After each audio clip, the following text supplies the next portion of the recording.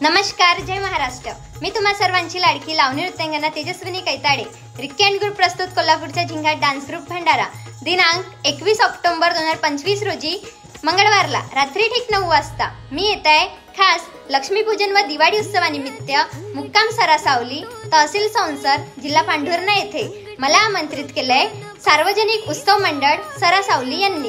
मला आमंत्रित केल्याबद्दल खूप खूप धन्यवाद। मी व माझा ग्रुप तर येतीच आहे, तुम्ही देखील नक्की या। धन्यवाद।